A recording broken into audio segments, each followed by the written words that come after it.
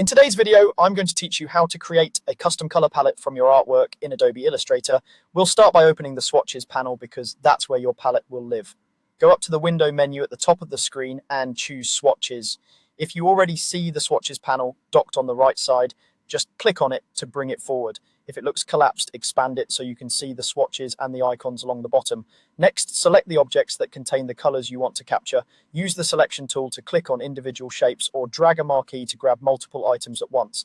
If you need to build your selection gradually, hold Shift while clicking to add or remove objects. Make sure you include every shape that uses the colors you want, including strokes and fills. If something isn't selecting, it might be on a locked or hidden layer, so quickly unlock or reveal it before trying again.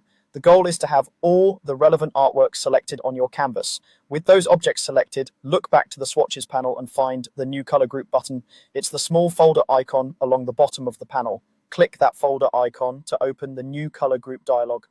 This dialog controls what goes into your palette. In the dialog, choose the selected artwork option. This tells Illustrator to scan your current selection and gather all the colors used in those objects. You can also give your color group a clear, memorable name so you'll recognize it later, especially if you work with multiple palettes. Double check that selected artwork is active to ensure you're pulling exactly the colors from the objects you chose. Now click OK. Illustrator instantly creates your palette as a color group in the swatches panel. You'll see a new folder appear, and inside it are the individual swatches it just generated from your selection. These are now ready to use throughout your document. Simply select any object and click a swatch to apply that color. Keeping your colors in a group helps you stay consistent, and it makes it easy to find and reuse the exact hues from your design. If you like, you can expand the group to view the swatches, and you can rename the group later by double-clicking its folder.